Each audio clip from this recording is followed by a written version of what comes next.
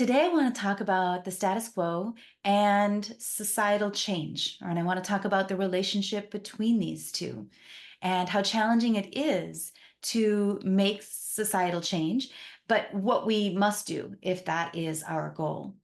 Now, to start, I want to talk about the concept and the idea of the status quo. So, this is a Latin term, it means the current state of affairs. So it doesn't mean that it is an agreed upon situation.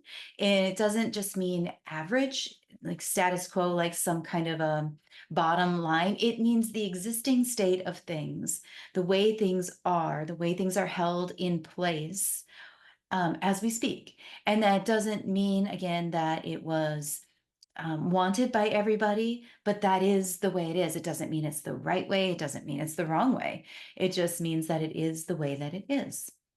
Now, to understand the societal status quo, it's helpful to first look at it from an individual standpoint because we as individuals have our own kind of status quo, which I sometimes call inertia.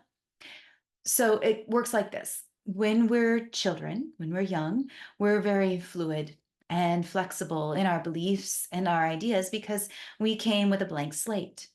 And so as we learn and as we grow, we collect ideas and beliefs and then we try them out. And as we get older, we start to learn that some beliefs and some ideas are acceptable in society, some are not. Some bring us into an in group, some send us out. We learn that some things are approved and some things aren't. And so we're shifting and we're changing as we're getting older. And usually it's in order to belong or to be accepted or to have success on some level. So, from the multitudes of possibilities that we once had, we eventually start whittling that down to maybe half a dozen responses or ideas or thought patterns that we might traverse down once something is triggered in us. So, as we were children, we were living more in a space of chaos, really, as opposed to order or logic or patterns or something that could be predicted. We were much less predictable, much more spontaneous, much more free. It's interesting because in our society, when we think of chaos, we usually think of something that is not desirable. But chaos has its purpose in life. Chaos is a little bit closer to the box of crayons than it is to the finished artwork piece.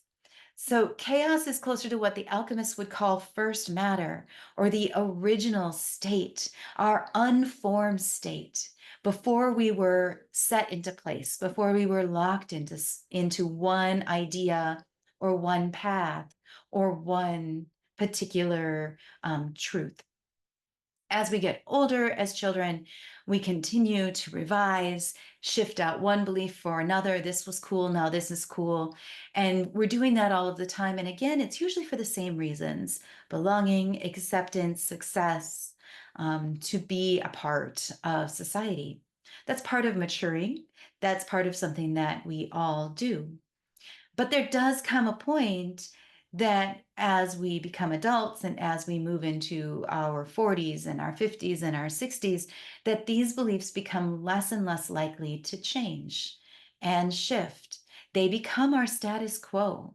They become that thing that is just held into place because it has existed for so long. The status quo doesn't really have any other thing that backs it up other than it has always been that way. And so when you hear somebody say, well, let's do it this way because it's always been done that way, I mean, we all know that that's not enough of a reason for it to continue like that.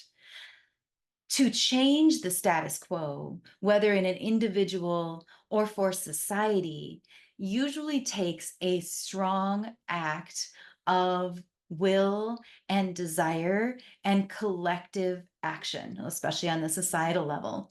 Now, on the individual level, changing the status quo involves being able to question everything that you've ever believed, being willing to question and explore and imagine what and who you'd be if you didn't have this belief or you didn't have that belief. We're all confined in some way by these preconceived ideas that then send us down predictable, repeatable patterns. We might think that we're being in the moment and we're being spontaneous and that we're making our own choices. But honestly, a lot of our lives is unconscious patterns and behaviors. It's like 90 some percent. It's the way that you drive to work, and you don't really have to think about taking your foot off the brake and then putting it on the gas. And there's a good reason for that. I mean, if we had to think about everything, if we had to think about breathing, then I don't know that we'd get anything else done. So to relegate some things to the unconscious is what we're supposed to be doing. But when everything gets related to the unconscious, when meeting somebody new and the way you respond is relegated to the unconscious, when a new idea is given to you and you immediately respond from your unconscious, you immediately react instead of letting it come in like you used to when you were younger, then that's when that status quo is really locked in. We know how hard it is to change as an individual. We know what it takes. We know how hard it is on our egos, how hard it is to say, that wasn't good for me, that wasn't healthy. I am not choosing to invest any more energy in that belief, that bias, that prejudice, that myth, whatever it might be. But when you multiply that by the population of a country, or even of a city, or even of a school, or even of a group, or even of a family, it becomes that much harder because now you've got this collective energy that is surrounding that status quo. The status quo has power because it has been in place, and it keeps the people that are in power, and the people that are powerless, powerless. In order to change the societal status quo, we have to be willing to tip the social hierarchies. We have to be willing to return to some kind of state of chaos. In other words, some place of uncertainty and unknown. We cannot change the status quo from our current position. We cannot rebuild a house with the same tools that built it. We have to continue to question why things are the way they are, bring them back to their original space, that first nature, that first matter, that crayon-like place of possibility and potential, what is often called the imaginal world. So you have to break the status quo down and return to some kind of place of unknown. We have to be willing to go there. And for a lot of us, we're not so willing to throw everything up in the air and live in a place of uncertainty. But we are already seeing the breakdown of so many institutions, so many systems, so many norms that you don't have to necessarily. You can just take advantage of what's already happening, the cracks that are already appearing in the system, and then the truths, the deeper truths that are leaking out from that. This is the time for us to double down on asking questions, on learning, on taking a stand for something that matters. It's a little harder these days, I know, to speak truth out in the world because there are so many people just ready to silence and name call and hurt in some way, and basically so we end up self-silencing. And that isn't good for anybody, and it is certainly not the path to societal change. We have got to take a stand. We've got to, in this place of confusion where things are falling apart and being exposed, when ideas of authority, for instance, is being questioned and uprooted, it's easy to get cynical. It's easy to get apathetic And it is easy, really easy. And I spoke about this in my last YouTube video. It is easy to opt out and to simply say, I'm not going to get involved. It's all ugly and divisive and hateful. And I'm just going to take care of, myself and my family. But it is in times like these that it is more important than ever that we do not allow the winds of change to just usher us along. We've got to understand who we are and take a stand for something that matters. We have to have that hill we're willing to die on. And I mean, I think that that's so important for all of us to have that something, that issue that invokes emotion in you and that makes you want to do something and then follow that and use your voice and align with your integrity and your heart, because when you speak from your integrity and your heart, that has power, that has energy. And you multiply that by lots and lots of people, the status quo doesn't stand a chance. It will fall.